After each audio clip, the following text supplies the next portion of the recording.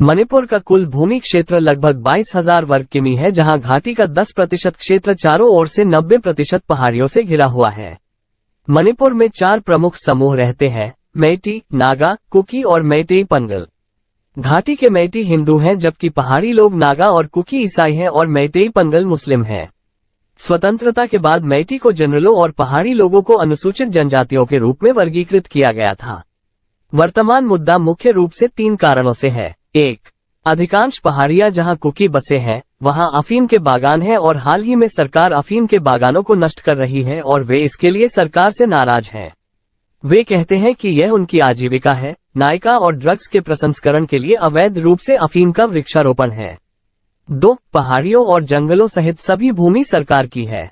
Cookie Myanmar में भी बसे हुए हैं और म्यांमार सैन्य मुद्दे के कारण कई म्यांमार कुकी मणिपुर की पहाड़ियों में मणिपुर कुकी की मदद से अवैध रूप से बस रहे हैं, जो उनके लिए नकली आधार कार्ड बनाते हैं।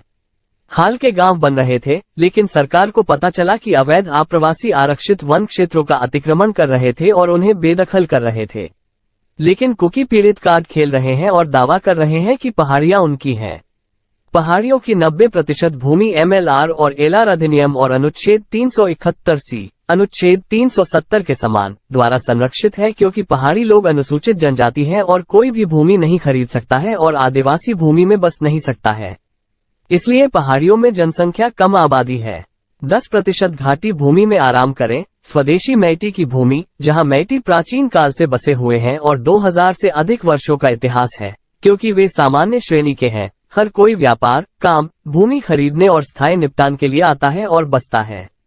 घाटी में कोई भी और हर कोई बस सकता है। इस जनसांख्यिकीय परिवर्तन के कारण मेइटी अपनी ही भूमि में अल्पसंख्यक होते जा रहे हैं।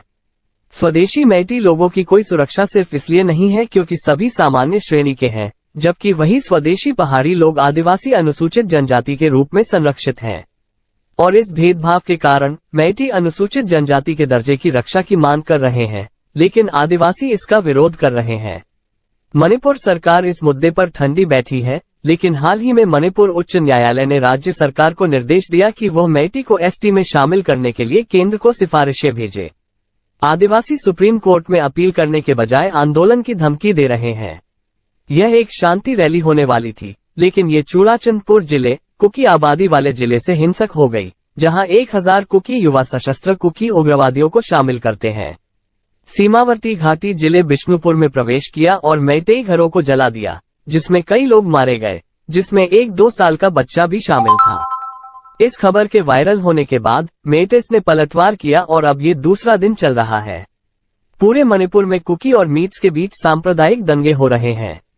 कई घरों को जला दिया गया, जिनमें हिंदू मंदिर और ईसाई चर्च शामिल थे, और कई मारे गए।